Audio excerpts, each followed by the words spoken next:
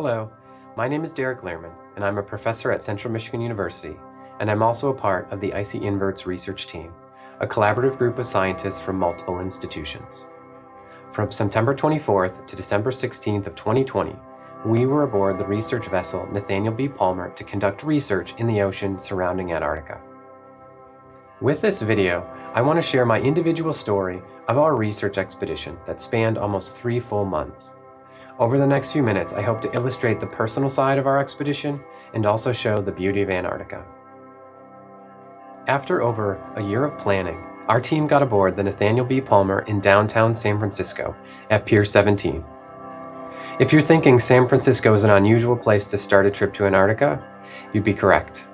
Due to complications with the COVID-19 pandemic, instead of flying to Punta Arenas, Chile, where expeditions like this typically start, we departed from San Francisco to then steam to Port Hueneme, California, where our crew would quarantine on the ship for more than 2 weeks. On October 8th, our ship left Port Hueneme and started towards Punta Arenas, Chile, on our way to Antarctica. Our team members had all passed our 3 COVID tests and completed our 2 weeks of quarantine.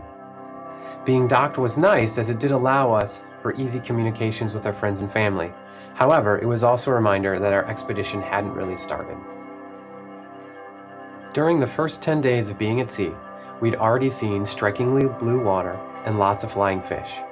It was fun just standing outside watching the fish jump out of the water. October 18th was a special day as it marked our ship's passage over the equator. On November 1st, I woke up surprised to see land as I thought we had one more day in open water. Although the Pacific Ocean was beautiful, being surrounded by open water for almost a month did get isolating. I have never been so excited to see land and also smell the organics from land. Today was like a holiday. The weather was great and it felt like we were at a backyard barbecue without the grill on the deck of the ship. After about 7 weeks of being on the boat, on November 13th, we finally made it to our first sampling location in Antarctica.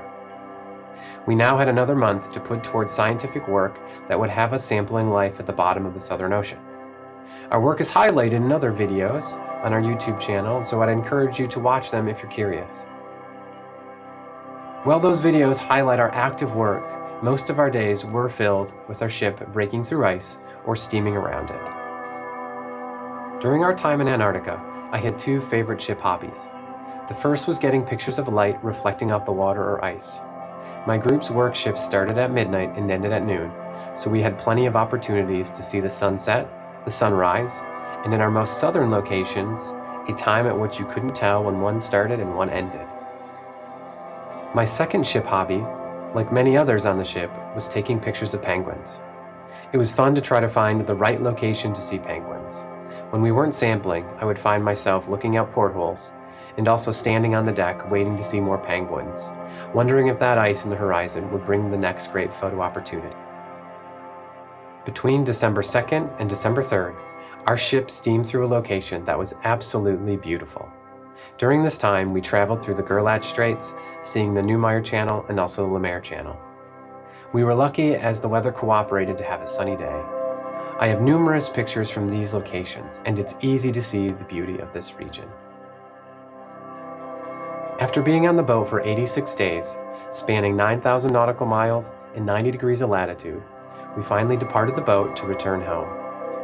Although we still had 2 days of air travel, it was nice being on solid ground and to be one step closer to home to be able to hug my family. After having a year to reflect on this expedition, this trip has had the duality of being the most routine thing I've ever done and also being the most extreme thing I've ever done. I have been asked, where will you go next, as some people think I'm an adventurer, which I'm not. I have to explain that I was just lucky enough to have the opportunity to conduct research in a remote but also beautiful location like Antarctica. If you're interested in learning more about our research team, both why we did our research and how we did our research, please watch one of our other videos that are hosted on our IcyInverts YouTube channel. Support for this work was provided by the National Science Foundation and our affiliated universities. Thank you for valuing science and watching this video.